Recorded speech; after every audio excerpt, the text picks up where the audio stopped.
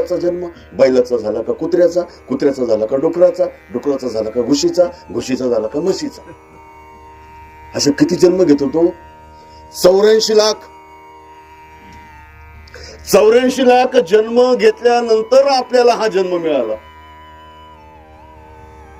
इथं आल्यावर आपण तोंड सोडून बसतो. कुठे गेली चिठ्ठी, का मिळाली नाही अजून, का देवाने उचललं नाही. विवेक चुडामणी नावाचा ग्रंथ आहे. शंकराचार्य म्हणतात या जगतामध्ये काय दुर्लभ असेल काय नसेल मला माहित नाही. शंकराचार्य म्हणतात जगतामध्ये या तीनच गोष्टी दुर्लभ आहेत, अति दुर्लभ.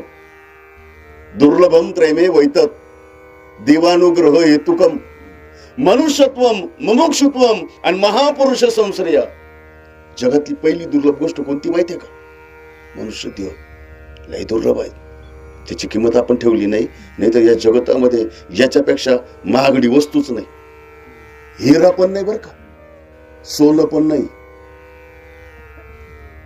त्या जगतामध्ये सर्वात दुर्लभ गोष्ट मनुष्य देह. मनुष्य देह सोडा, एकनाथ महाराज भागवतामध्ये म्हणतात या मनुष्य देहामधून गेलेला श्वास परत मिळवायचा असला ना किती पैसे मोजावे लागतील माहितीये का?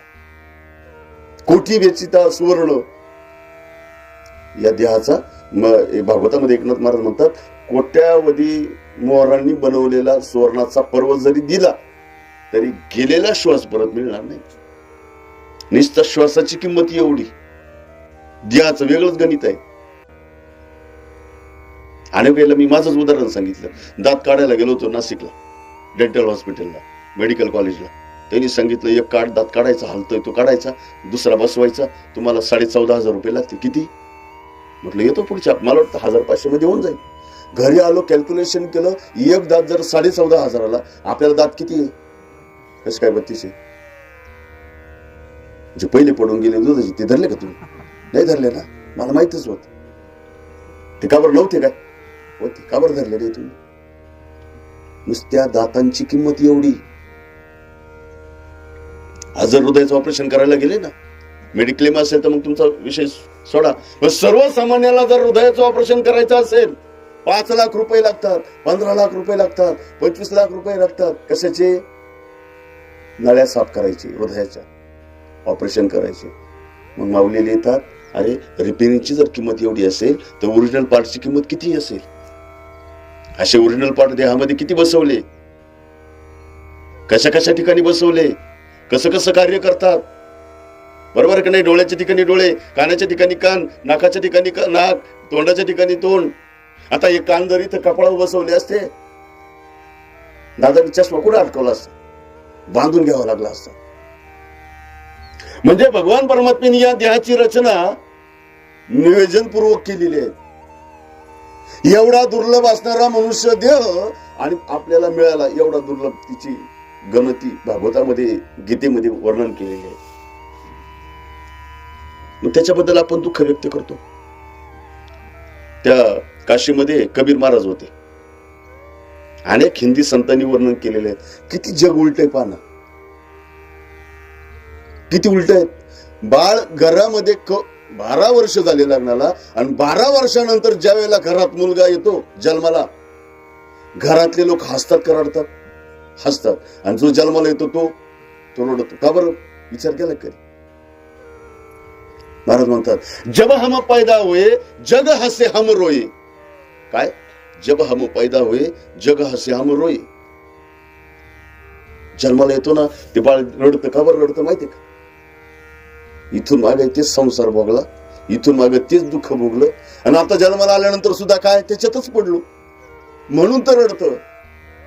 आणि रडता रडता म्हणतं ते कोहम कोहम. को म्हणजे मी कोण, अहम म्हणजे मी, को म्हणजे कोण, मी कोण, मी कोण. आता ते वेदातले 4 महावाक्य आहेत. अहम ब्रह्मस्मी, तत्वमसी, प्रज्ञानम ब्रह्म, अयम आत्मा ब्रह्म, असे 4 महावाक्य.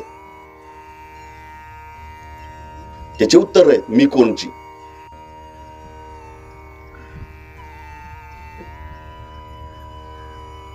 जन्माला येण्याच्या वेळेला बाळ रडतं, घरातले हसतात. ज्या वेळेला तेच बाळ मोठं होतं ते मरताना मात्र हसत मुखाने मरतं. आणि घरातले झालं का नाही उलट? सगळं उलट.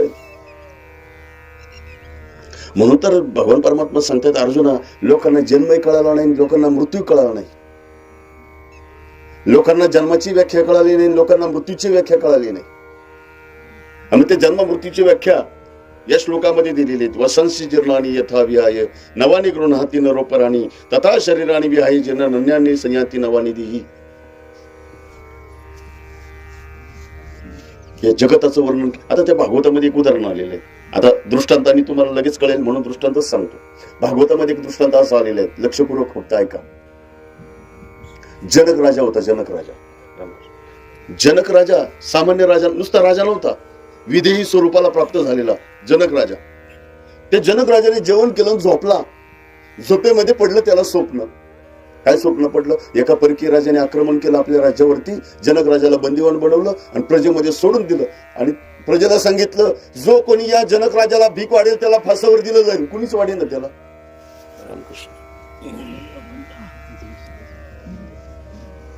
दृष्टांत लक्षात आला ना. जनक राजा स्वप्नामध्ये भिकारी झाला, गल्लीबोळातून भीक मागू लागला. पण ज्याने आक्रमण केलं ना त्यांनी प्रजेला सांगून ठेवलं, या जनक राजाला जर भीक वाढली फासावर दिलं जाईल. हे सगळं स्वप्नामध्ये जनक राजा पाहतो. मग तो जनक राजा गल्लीबोळातून भाकरीचा तुकडा वाडा, भाजी वाडा, अमकं वाडा, तमकं वाडा, पण जनक राजाला कुणीच काही वाढत नव्हतं. या घरातून त्या दारात, त्या दारातून त्या दारात, डोळ्यामध्ये अश्रू येते. विचार करतो जनक राजा, एकेकाळचा लाखो लोकांना जेवण देणारा, अन्नदान करणारा, आज आपल्यावर काय वेळ आली. डोळ्यामध्ये अश्रू येतोय आणि तेवढ्यामध्ये 12चा टोल वाजतो आणि राजाला जाग येते. बघतो तर काय, आपण तर गादीवर, गुलाबाच्या पाकळ्यांवर. मग तो राजा विचार करतोय, स्वप्नामध्ये भिकारी झालो ते खरं का आता जागृतीमध्ये राजात हे खरं? बरं, स्वप्नामध्ये भिकारी पण म्हणावं तर खोटं म्हणावं तर डोळ्याला पाणी आलेलं आहे, जागृतीमध्ये सुद्धा. बरं, जागृती खोटी म्हणा तर डोळ्याला पाणी, स्वप्न खोटं म्हणावं तर डोळ्याला पाणी. दोन्ही कोण प्रश्न पडला. सकाळ उजडली, दरबार भरला. दरबारामध्ये पूर्वीच्या काळामध्ये त्या जनक राजाच्या दरबारामध्ये पंडित असायचे. पंडितांना प्रश्न विचारला, यांनी प्रश्नच तयार करून ठेवला, हे खरं की ते खरं. प्रश्न काय केला? हे खरं का ते खरं? आता दरबार भरलेला होता. जनक राजांनी प्रश्न विचारला, बघा पंडितांनो, अनेक प्रश्नांची उत्तरं तुम्ही दिली, पण हा वेदांतिक प्रश्न आहेत, मला याचं उत्तर द्या, सांगा हे खरं की ते खरं. प्रश्नच कळा नाही कोणाला. आता प्रश्नच कळा नाही तर उत्तर कसं काही?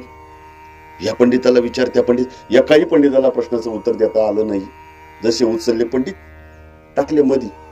फुकट तुम्हाला पोचतो, फुकट तुमच्यावर खर्च करतो, लाखो रुपयाचा खर्च, तुम्हाला राहायला घर, तुम्हाला खायला, तुम्हाला वस्त्र, तुम्हाला पगार, फुकट तुम्ही राग आला लगेच कैद केले.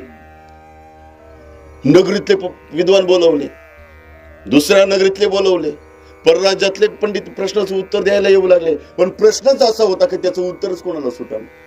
त्याच नगरीमध्ये एक 8 वर्षाचा मुलगा नदीवर आंघोळीला गेला होता. त्याला काही मुलांनी बुडवलं. एक मुलगा म्हटला ना खरी त्याला बाप नाही. त्या मुलाने विचार केला, मला बाप नाही. घरी गेला रडत रडत, आईला विचारलं, आई मला बाप. म्हटले, आई कुठे आहेत? म्हटले, जनक राजाच्या प्रश्नाचं उत्तर द्यायला गेले. जनक राजाचा प्रश्नच असा होता की त्याचं उत्तर कोणालाच देता येत नाही. म्हटले, कसं देता येत नाही? या जगतामध्ये असा प्रश्नच नाही, त्याला उत्तर नाही. असा कोणता प्रश्न आहे? जातो लगेच उत्तर देतो, माझ्या बापाला नाही, सगळ्या पंडितांना सोडून घरी आणतो. कारण तो मुलगा सामान्य नव्हता. कोण होता तो? भागवत ऐकलं ना? कोण होता तो? नाही माहिती. अष्टवक्र. काय नाव होतं त्याचं? अष्टवक्र. त्याचं नाव का बरं पडलं अष्टवक्र माहिती का? 8 ठिकाणी वाकडा होता. का बरं वाकडा होता माहितीये का? आता